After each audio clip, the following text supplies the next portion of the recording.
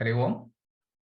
Vakratunda Mahakaya Suryakoti Samaprabha Nirvignam Kurume Deva Sarvakaryeshu Sarvada. Shri Guru Bhyo Namaha. Namaste friends. Team Param Vedanta welcomes you all to DISHA 43, a new series and inward journey to discover our inner strength and happiness through Bhagavad Gita. Today, we will complete our study of chapter 9 with the final set of verses from 30 to 34.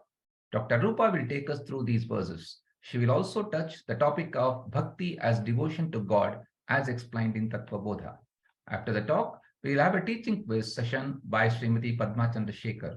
Before Dr. Hegde sir gives us introduction to the day's topic, Srimati Rama Gopal Krishna will describe the bhakti through a shloka from Shivananda Lahari. Rama madam, please. Hari Om, Shri Guru Bhyo Namaha.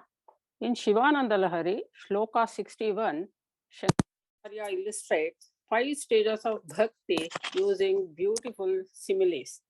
The relationship between the devotee and Ishvara is explained with reference to 5 examples.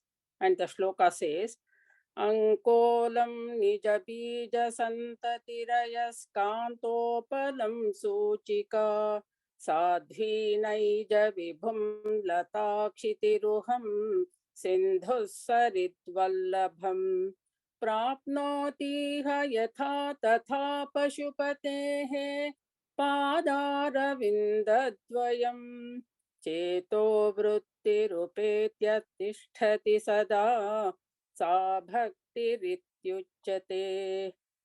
And the meaning of the shloka is, that state of mind is called bhakti, wherein all movements of thoughts lead naturally to the lotus feet of Ishvara. It remains there forever, just as the seed of the Ankola tree gravitates to the parent tree, the iron needle to the magnetic stone, the devoted wife to her husband, the creeper to the tree, and the river to the ocean. In the first stage of devotion, a devotee forcibly turns his mind towards Ishvara and holds on to his feet. The seed of an Ankola tree struggling and attaching to its parent tree serves as an example. In the second stage, the devotee turns his mind towards Ishvara to be blessed by him. It is as if Ishvara is pulling the devotee towards him. An illustration of a needle being drawn towards a lodestone is the example. The third stage follows when the devotee devotedly centers on Ishvara, who is extremely affectionate towards the devotee. The example of a sadhvi, a pativrata, and her husband explains this. She is so saturated with the thought of her husband that she sees him everywhere. So also a bhakta sees only Ishvara in everything and everywhere around him. In the fourth stage, the frantic efforts of mind to get attached to Ishvara is seen in the case of a creeper entwining a tree and like an ornament beautifying it. The mind of the devotee is constantly in search of Ishvara and gets attached inseparably. On transcending this fourth stage, the restless mind attains total union with Ishvara forever. An example of this is the merger of a river with an ocean. The ocean, being a loving husband, rushes forward to receive the river in his arms. The river and the sea, though apparently two, are one in reality. Similarly, the restless mind one-pointedly surrenders and finds serenity in the proximity of Ishvara. It finally gets engulfed in that ocean of supreme bliss. These analogies indicate the stages of bhakti, where each leading to the higher till the devotee is united with Ishvara. So devotion is that state of the mind when one's thought processes merge entirely with the object of devotion in intense love and fondness. Thank you. Hari Om, Shri Guru Bhyo Namaha. Thank you very much, Ramaji, for this wonderful prayer from Shivananda Lahari on Bhakti. Sada Shiva Samarambham Shankaracharya Madhyamam Asmadacharya Paryantam Vande Guru Paramparam. Om. Today's DISHA is the concluding verses of the 9th chapter of the Bhagavad Gita. Let me quickly recap some important aspects of this chapter. The title is Raja Vidya, royal knowledge, Raja Guhya Yoga, the royal secret. How does Sri Krishna introduce this chapter to us? Idam tute guhyatamam. I'm going to give you the greatest secret, pravaksham anusuyave, to that person who's not going to be critical. Jnanam vijnanam sahita yajnatva moksha se ashubhat. If you're able to get this knowledge, then what happens? You will be free from anything inauspicious. Shri Krishna continues. Raja Vidya, Raja Guhyam. This is not an ordinary knowledge that I'm going to share. It is a royal knowledge. It is a royal secret. And he continues his adjectives as Pavitram, pure, Uttamam, the highest, Pratyaksha Agamam.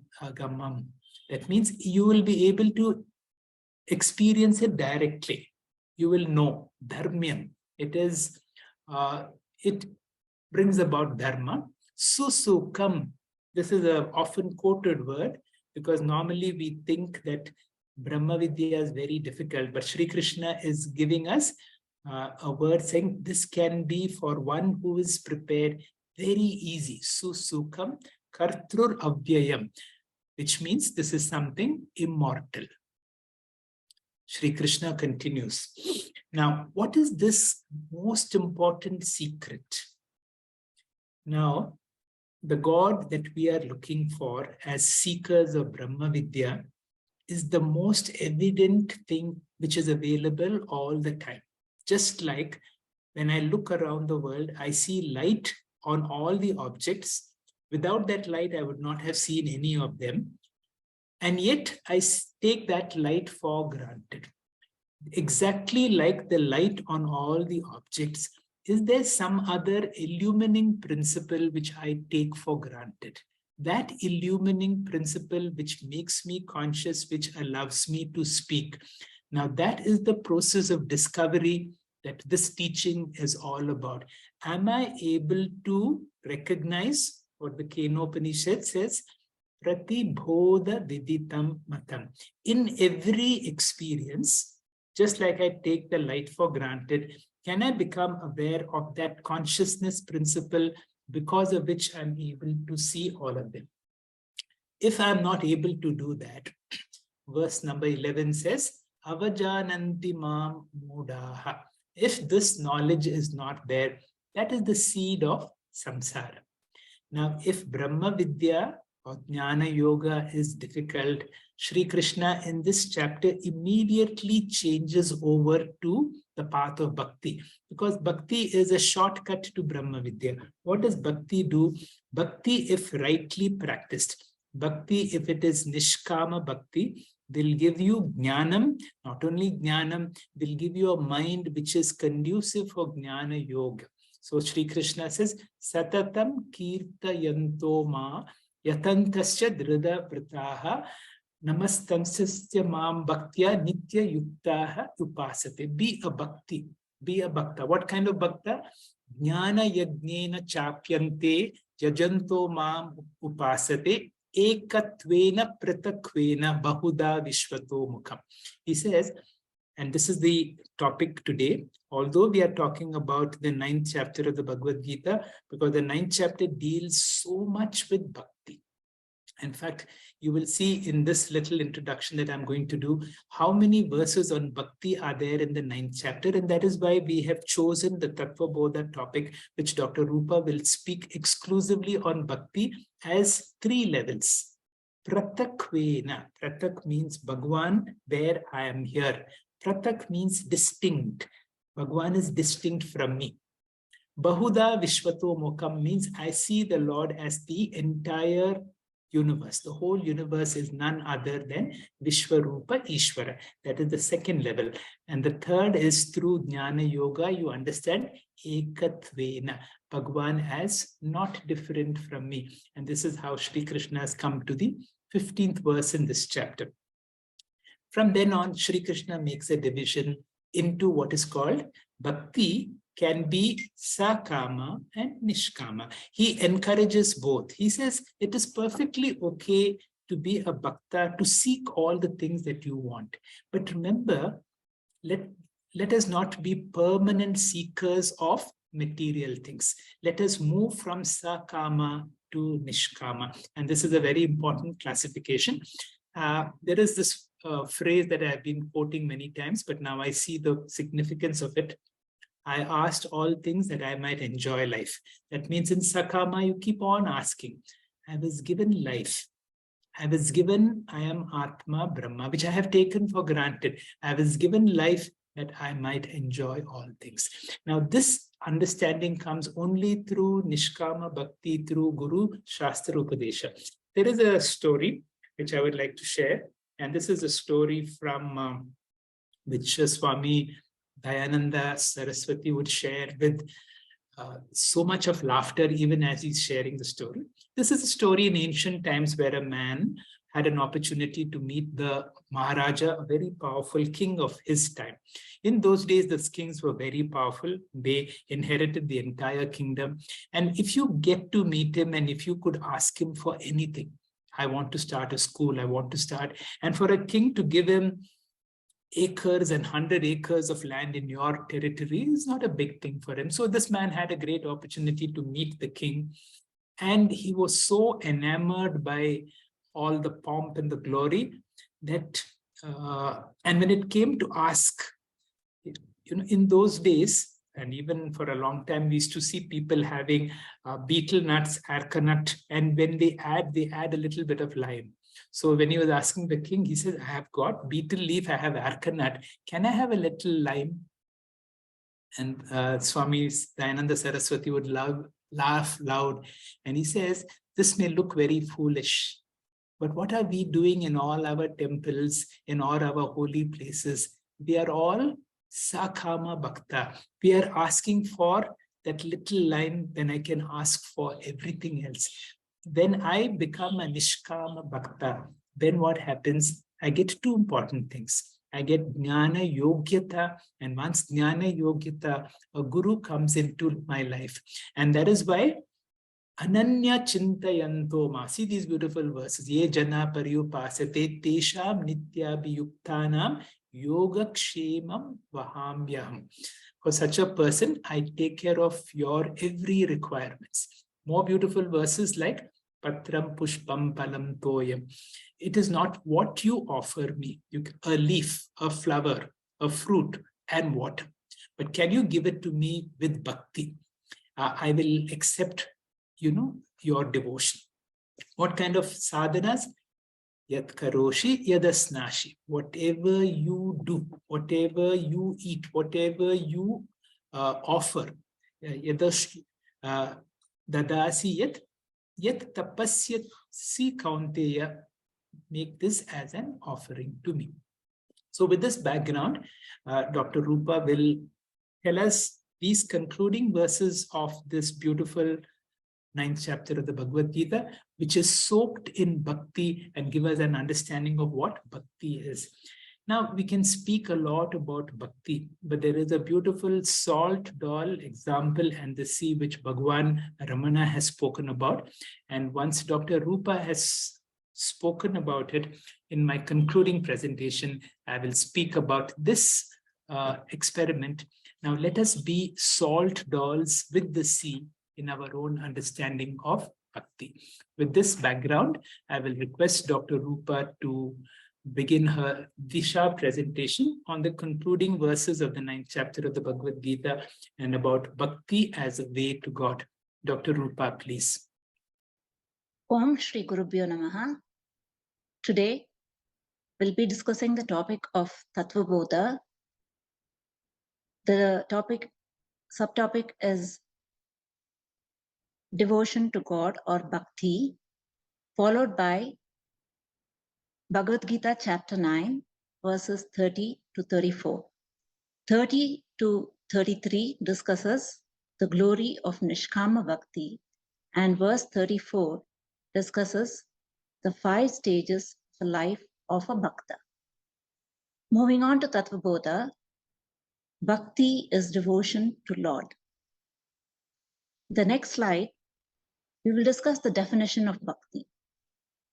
Devotion can be defined as love directed towards a higher principle or reverential love.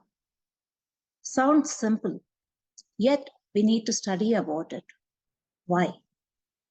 Because Bhakti used in the scriptures has 3 different meanings.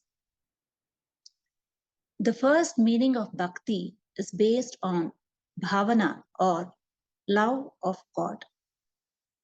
In scriptures, we study that human being entertains love directed towards 3 things.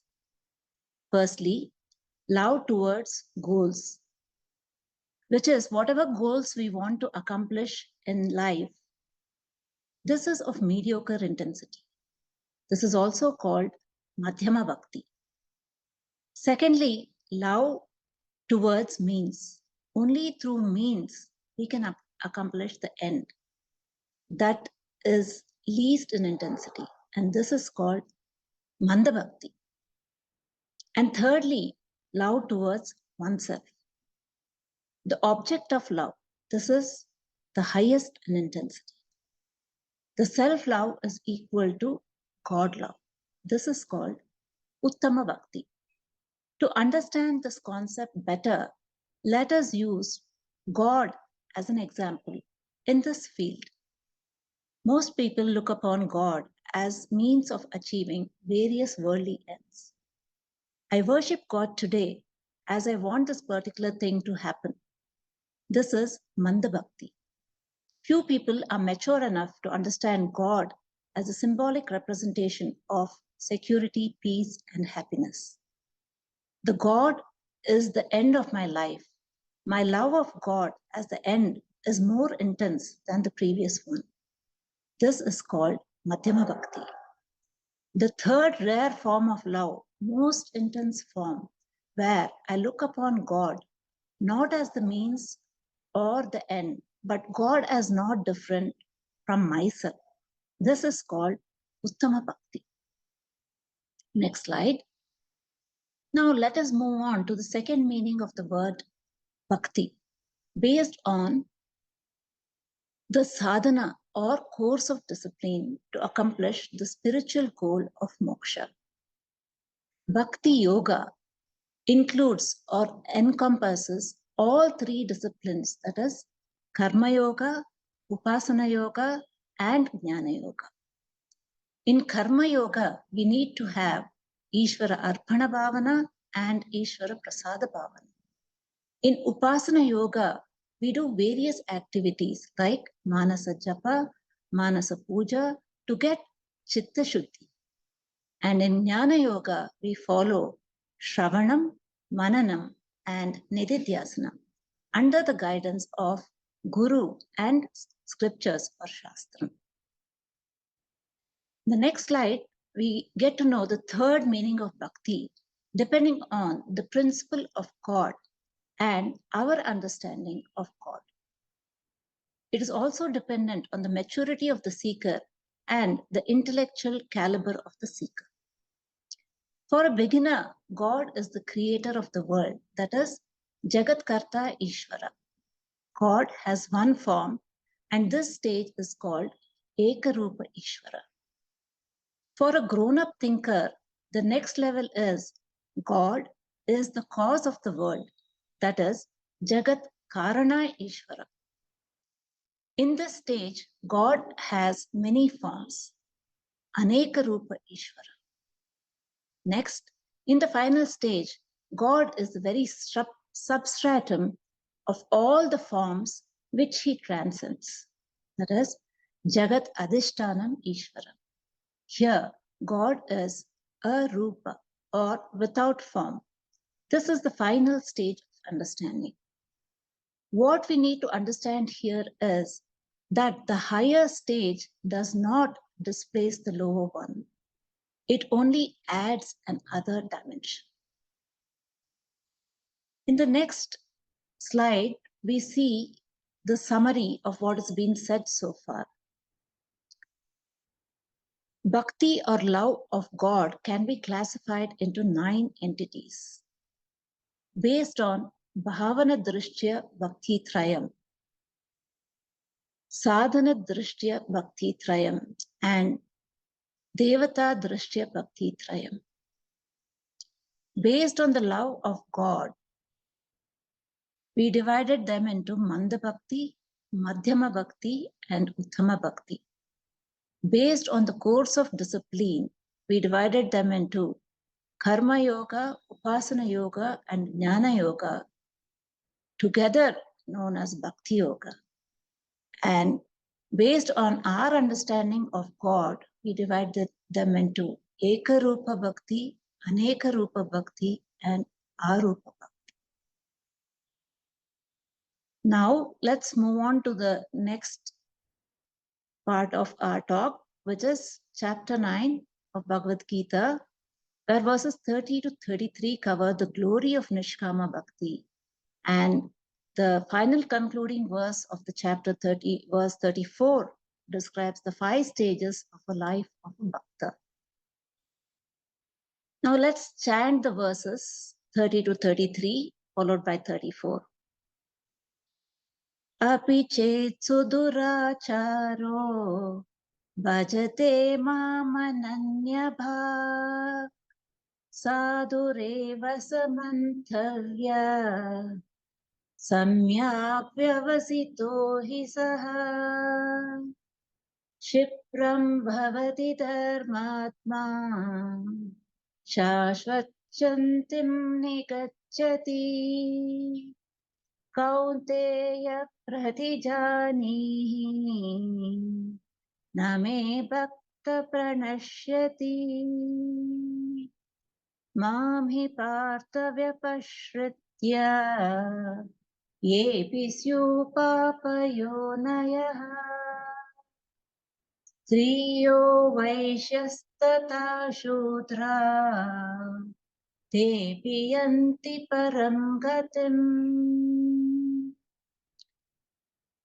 Kim punar brahmana punyaha bhakta rajashrasya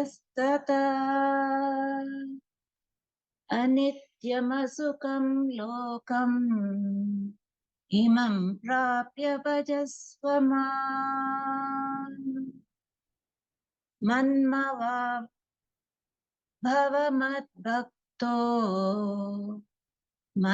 Madhyaji mam namaskuru mam vashyasi yuktvaivam atmanam matparayanaha. Now moving on to verse 30, here Lord Krishna mentions Bhakti is for all, from the novice to the advanced seeker. All guilt can be overcome by bhakti. The greatest advantage of bhakti is it can be started at any stage of life and without any qualification. Unlike Jnana Yoga, which requires a lot of preparatory disciplines. Bhakti has several stages and one can start at any stage. In this chapter, Bhakti has 3 levels. And in chapter 12, Bhakti has 5 levels. A point that is highlighted is most humans suffer from problems of mental guilt. That I have made a lot of mistakes or papam. Guilt is a problem in the spiritual path. Guilt is overcome by bhakti. Every saint has a past and every sinner has a future. Lord Krishna says, with a firm belief, you totally surrender to me. This very decision to take the spiritual path is the turning point in a bhakta's life. And such a person is regarded as a saintly person. Therefore, with confidence, start bhakti at any level based on one's own maturity. Lord Krishna's command and promise to all is that my devotee shall never perish. In the next picture, we see that Lord Krishna is encompassing all his devotees and declares to all that my devotee shall never perish. Moving on to verse 31, here again Lord Krishna says, once you enter into any stage of bhakti, before long you change from artha to artharthi to a jignasu and then to a jnani bhakta. You become a dharma pradhana person, that is, a person whose mind values dharma more than artha and kama. For a jnani bhakta, there is no room for grief. There is everlasting peace of mind, and he is not disturbed by the upheavals of life. A Lord's devotee will never have a spiritual fall. There may be material ups and downs, as per one's own prarabdha. When we look at the next picture, it shows us about a jignasu bhakta. Here, there is a comparison of this flower and bee. The flower in full bloom representing the bhakta with sadhana chatushtaya sampanna, and the bee representing the guru and shastra coming in search of such a student who is fully prepared with the sadhana chatushtaya sampanna. Moving on to verse 32. Here Lord Krishna's message to us is, whether you are an advantaged or disadvantaged bhakta, do not bother. Start with bhakti. Even the disadvantaged people with lot of spiritual obstacles, once dependent and devoted to me, attains moksha. Now, who are these disadvantaged people? Lord Krishna gives us 4 examples. The first one, people with sinful birth, that is lack of conducive atmosphere for spiritual growth. Secondly, 3 who have emotional personalities, which obstructs rational thinking. Thirdly, Vaisya, who have rajasic personality and a commercial mind. And fourthly, Shudra, people who are tamoguna pradhana, one who is given to laziness and indolence. Here, the words 3, Vaisya and Shudra, are not physical attributes. They are 3 types of inner personalities. With surrender to God, the character can change and they transcend attachments. In the next slide, we see a table enumerating the different personalities. Here again, we see that 3 is a personality which shows emotional rather than rational thinking, clings to saguna God. Even a male with such a mind is called as 3. Vaisya is a person who has a rajasic or outgoing mind, who wants to acquire and accomplish, and always has a commercial way of thinking. And a Shudra is a person with tamoguna pradhana, who is indolent, lazy, and has animalistic living pattern, and therefore is a disadvantaged person.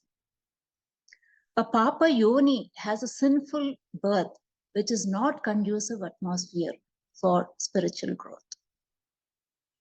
Moving on to verse 33. In this verse, Lord Krishna says, Bhakti will help advantaged people as well as disadvantaged people attain the supreme goal of moksha.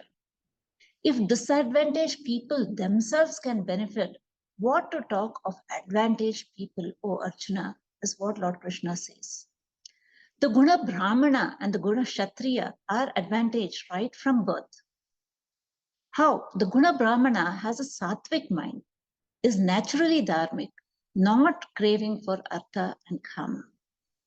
And the guna kshatriya as a rajasic person, extrovert, selflessly active, differs from guna vaisya as a guna vaisya is selfishly active. Both the guna brahmana and the guna kshatriya have advantage, and bhakti will help them attain moksha faster. Lord Krishna says to all his devotees, in this anitya world, which is full of problems, do not wait.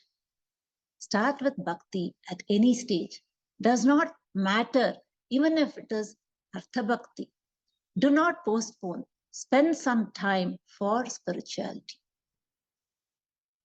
Moving to the last and the concluding verse, which is verse 34. Here, Lord Krishna states what are the 5 stages in a life of a bhakta. The 5 factors are mentioned in a stage-wise manner. Firstly, mad bhakta bhava. Develop devotion or love towards me. Initially, it's okay to see him as a means to a worldly end. He says, I will fulfill all your desires. Secondly, mat parayana. Worldly goals have limitations. They cannot give lasting security, peace, and happiness. Only God or Brahman can give them all. Convert Brahman as the goal, that is, from sadhana to satyam.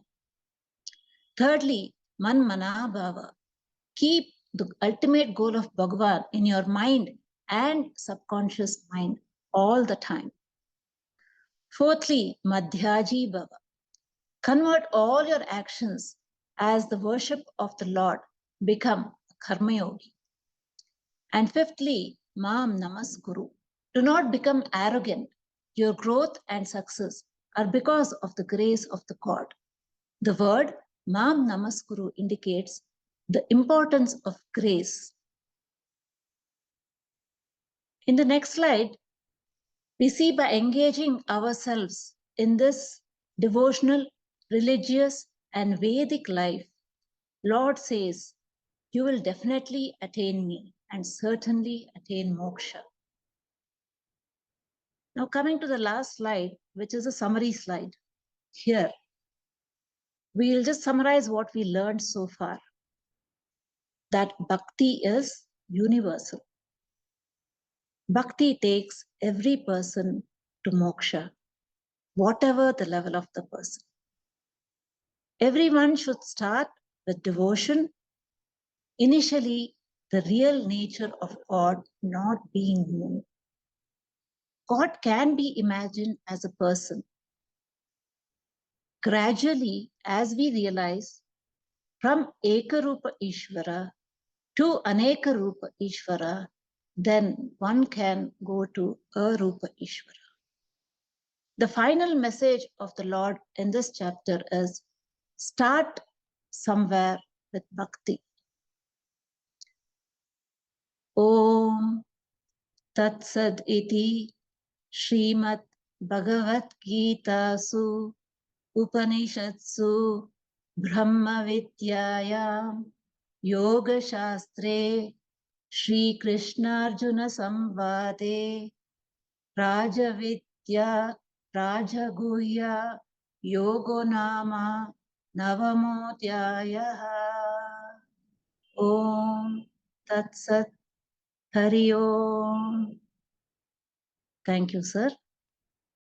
Thank you very much, Dr. Rupa, for a complete doing full justice to this opportunity of DISHA, giving us both an idea of what bhakti is, as it's so nicely brought out in this chapter, and also about the concluding verses of this particular chapter, the 9th chapter.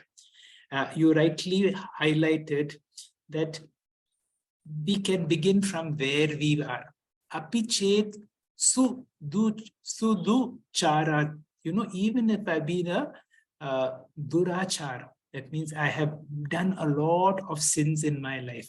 But if I'm able to change my directions, api chet, even suppose, su durachara, if a person has had a very bad behavior, you can still change your direction and become a sadhu. And Shri Krishna is able to accept such a person the moment he has corrected his direction. Such a person is on a right track. And such a person says, Kshipram bhavati dharmatma. Such a person is very soon he will be able to attain. Now, Shri Krishna in these words promises that Name bhakta pranashyati. Those who are my bhaktas, they are never destroyed. And this is a great promise from the bhakti angle by Shri Krishna. The last part of this chapter is apparently very controversial, about bhakti for the spiritually disadvantaged people. And it talks about those people who have come from a bad environment. Papa yonaha. Which literally means if the person is born in an environment which is so materialistic and not conducive for spiritual environment. He says, even for such a person, or for a person like, although the word used is stri, Dr. Rupa has nicely clarified what is meant by stri. It means a predominantly emotional mind.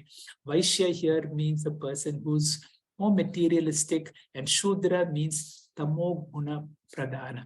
Now, if we have this understanding, the Bhagavad Gita will not be misinterpreted, and we will be able to see all these things are there in me also. And therefore, even though there may be certain disadvantages, the Bhagavad Gita, Shri Krishna tells us this very beautiful concluding verse. Mad bhakta bhava. Develop devotion to me. Mat parayana. Keep me as your highest good. Man mana bhava. Keep me in your mind. Mad dhyaji bhava. Whatever you do, do it as an offering and be my devotee. Surrender to me. And with this, we conclude this beautiful 9th chapter of the Bhagavad Gita. Now, remember, this 9th chapter is called The Great Knowledge, the Great Secret. We have studied the Bhagavad Gita verse by verse. We are now doing the DISHA. Now, can I ask, have I got that secret? What is that secret? What is that sacred teaching that has come to us, which we need to get? When Swami Chinmaya brought these lofty teachings from the banks of the Ganga to the common man in a language which they understand, the traditional people opposed all this. And they said, see, this is not only a secret teaching, it's a very sacred teaching. And this is not something that you can give it on a pulpit, but it is something that is to be given one-to-one to a prepared student. And they urged him that what you're doing seems inappropriate. Very jokingly, Swamiji said, and this is very true also, he says, don't worry, it will remain a secret. I will do my bit, but the number of people who really understand are going to be very few. Why is that? It is only a prepared mind. And how do we prepare the mind? Through bhakti. Through bhakti. And what kind of mind? Through nishkama bhakti. Through nishkama bhakti, what happens? Bhagavan gives me a mind which becomes amenable to the understanding of this very subtle knowledge. Now the secret becomes evident, it becomes sacred. Now, Swami Paripurnananda, also a devotee, also a student of Swami Dayananda, brought out the difference between 8 and 9 and the importance of the 9th chapter through Sankhya Shastra. Now, if you see, when you multiply 8 into 1, 8 into 2, 16, that means you add 6 plus 1, that is 7, 8 into 3, 24. Now, as a jiva, as we grow, we go on diminishing. Diminishing in the sense that you had your grandparents and your parents, then you see so many people are leaving you, and finally what happens? You come alone. Somewhere this could be seen as the 8th chapter, which focuses more on upasana and also on krama mukti. But when you come to the 9th chapter, the 9th chapter is number 9 is called a paripurna number. And if you see the 9 number when multiplied by any number, the very strange thing, and if you add the digits, it still remains as 9. So 9 here represents Atma, the real me. And this is the secret, that when I see any object, I see that object with light. I see that object through the instrument of my sense organs in my mind. But in pratibodha viditam, in every experience, can I come in touch with the experiencer? And therefore, toward the end of the 15th chapter, the 15th chapter is almost the concluding chapter of the Bhagavad Gita. Thereafter, in the 16th and the 17th, various values are added. And then we have the beautiful conclusion summary in the 18th chapter. And in the 15th chapter, last verse, Shri Krishna says, Iti guhyatamam shastram idam uktam mayanaga. O Anaga, O sinless one, I have given you this great secret. Have you understood your true nature? That you are not this body, mind, but you are this Atma, which is of my nature. Yetad buddhva buddhiman syat krita kritasya bharat. Once you know your true nature, which is not different from my nature, which is of the nature of Satchit Ananta, then krita kritasya. You are completely fulfilled. The word guhyataram comes again in the 18th chapter. He says, I have given you this great secret, and I hope you are able to relish the secret. And then Shri Krishna says, not only that, I have given you the secret. Now you have an assignment now. Can you understand this, and can you transmit this to others? And he says, those of you who with supreme devotion to me, who will impart this secret knowledge to my devotees, shall reach me alone, and this is my promise. Without any doubt. This is the promise Shri Krishna wants each one of us to be able to transmit his understanding, his teaching of the Bhagavad Gita. Finally, what does it mean? Where does this Nishkama Bhakta through Guru Shastra Upadesha helps us to come from the triangular format to the binary format? See, right in the beginning of this chapter, we had this word Anasuya. The word Anasuya is the spouse of Atri. The great sage Atri, the word Atri means A3. The one who is beyond Avastatraya, one who is beyond Shariratraya, one who is beyond Gunatraya, one who is beyond the Triputi, one who is beyond the triangular format, who has moved from the Jiva Jagat Ishvara, which we normally are, to the binary format of Atma, Anatma.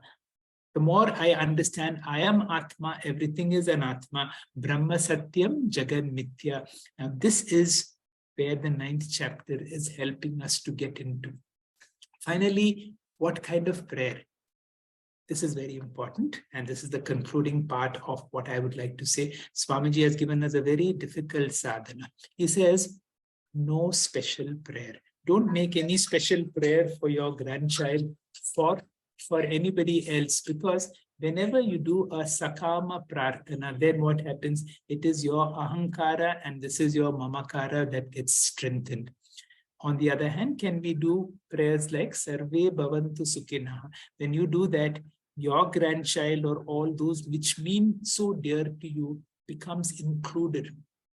Now listen to this. Any form of sakama prayer, it is ego strengthening. I will read this. If we study the psychology of special prayers, which we normally tend to do whenever we have an occasion or in a special occasion, we note that we will offer special prayers only with regarding to things and people where we have abhimana, where we have identification in the form of ahankara, my body, my mind, my family, my possessions, my friends, my profession. This is ahankara and mamakara. Swamiji says, yatra yatra abhimana, tatra tatra vishesha prarthana. Yatra yatra vishesha prarthana, tatra tatra abhimana. Now, the more of ego, less of Bhagwan. The whole sadhana is to be able to remove the ego, and let us not work on sakama prarthana, which will strengthen my ego. I will conclude with this beautiful verse, and that is where I'm coming to that salt doll story of Bhagwan Ramana. Nice verse from the Upadesha Sara. Ahaminasha baji ahamaham thaya spurati rutsvayam paramapurna sat. Ahaminasha baji. What does it mean? Ahami means my ego. If my ego is destroyed, nasha baji, when my ego is destroyed, a miracle happens. Aham taya. The higher I, which was always there, as long as there are screens on this, as long as there is action or movie projected on the screen, I'm not able to see the screen. The moment the movie stops, aham taya, the real I, the screen becomes evident. Spurati rutsvayam paramapurna sat. Then you discover your true nature. The moment the ego has gone, your paramapurna sat becomes revealed. What is the salt doll story? There were a group of salt dolls on the seashore discussing about the great ocean. And they went on talking about what is this ocean, how deep it is, how big. One salt doll decided to venture into, and as it ventured, it became lighter and lighter and lighter, and it understood when it dissolved and it became one with the ocean. The whole sadhana is, as long as the bhakta is separate from Bhagavan, there is always a bheda. The real sadhana is to be a bheda. How do I dissolve my ego? Bhagavan says, by constantly keeping one's attention on the source. I'm seeing that wall. Pratibodha viditam bhattam. The source is my Atma, the consciousness. Even though I'm interacting with the world, if I'm able to see the world along with that Atma, because of which I'm able to see, by constantly keeping one's attention on the source, the ego is dissolved in that source. And that is this beautiful verse. Aham inasha baji, aham taya spurati rutsvayam paramapurna sat. We will conclude today's class by the quiz. But before that, if there is a prayer, only two prayers. Oh Lord, for all that has happened, thank you. And for whatever is going to happen, can I say yes? Padma will conduct this teaching quiz. Padma, please. Hari Om, Shri Gurubhyo Namaha. Today's quiz is from Bhagavad Gita, chapter 9, verse 30 to 34. And Tattva Bodha, topic Bhakti is devotion to God. First question. Bhakti is described as devotion towards God. How can devotion be defined? Maybe you can say it's reverential. Yes, you're right. Surrender. Reverential love towards higher principle. Next question. Our scriptures state that love can be directed only towards three things. What are these three? List them according to their degree of intensity. Yeah, I think first we love ourselves. Anybody, love ourselves. Then the next stage is we love the things that we are interested in. Then finally, we like the path to achieve those desires. Right. And finally, we become one with the desires. Right. First, we love ourselves the most. Secondly, we love our goals, artha, kama. Last and the least, we love the means to reach these goals, giving them up as soon as the goal is reached. Next question. Extending this triad to bhakti, what are the three types of bhakti? Yeah, the three types of bhaktis are manda, madhyama, and uttama. Manda bhakta is the one who has only worldly desires. He depends on God. And the madhyama bhakta, he seeks peace and security, so he relies on God. The third type is uttama bhakta. He thinks he is none other than God. You're right. So the next question. The glory of bhakti, devotion, is that it can be started in which of the following stages? Option 1, as an Artha Bhakta, second option as an Artharthi Bhakta, third option Jignasu Bhakta, fourth as a Jnani Bhakta, and fifth, Bhakti is a sadhana which can be started at any stage of life. Yeah, E, bhakti is sadhana which can be started at any stage of life because it depends on the sadhana or the state of your mind, religious or spiritual, that level of understanding. Right. Complete the sentence. Even a person with abominable behavior or a sinner can, first option, become a Jignasu Bhakta, that is, be spiritually inclined, or become a Jnani Bhakta, C, become a devotee of Lord Krishna, D, all of the above. Yes, even a person with all the wrongs can become a devotee of God once he realizes his mistakes and starts correction and surrenders to God. Yes. Answer all of the above, right. Who is referred to as Dharmatma? Dharmatma is a person of righteous values, the one who understands dharmo rakshati rakshataha. Right, a righteous person who values dharma and moksha. Next question. In verse 32, Mam hi pata vyaptishritya yepi sutyaf papa yonayaha striyo vaishyas tatha shudraha epi yanti param gatim. Here in this verse, what does Lord Krishna mean when he says, even a Vaisya can reach him? Yeah, here Vaisya is not by caste or creed or religion. What is implied here is by his guna, a profit-minded guna. Yes. Here Vaisya refers to guna Vaisya, that is a person with a commercial profit-making mind. Even such a person can achieve the supreme goal by taking refuge in the Lord through bhakti. Next question. In the same verse, what does Lord Krishna mean when he says, even Striyaha can reach him? Striya are women. But they consider women as emotionally weak. They cannot handle. So that is the meaning here. They cannot handle because of their emotions. They cannot attain Lord. Not exactly. Shri Krishna is referring not to the gross body, but to the subtle body. Striya are those whose rational thinking has been shrouded by emotions. Even such an unstable emotional mind can attain the Lord through Nishkama Bhakti. Overcoming such an unstable mind. Next question.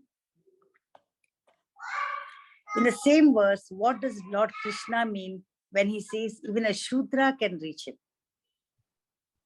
Again, Shudra is not by caste or creed. It is by, because of the gunas, I think. They are dominant in tamasa guna. Yes, Shri Krishna does not refer to any community, but refers to the inner personality of a person in whose mind tamasic guna is dominant. He too can shed his personality and become a bhakta to attain the Lord. Next question. State true or false. In verse 33, Lord Krishna says, only guna Brahmanas, holy saints, and sages can seek him. No, it's false. Right. Krishna says that everyone can attain him, irrespective of the birth or profession. Next question. How does Lord Krishna describe the lifestyle of a bhakta in verse 34? Madbhakta, Madhyaji. Yeah, Madbhakta is one who depends on God for worldly this thing. Then Madbhakta, Matparayana. Matparayana is the one who thinks of the God all the time. Then Manmana Bhava, God is his goal. And then Madhyaji. Madhyaji. But he'll not lose sight of the God. Right.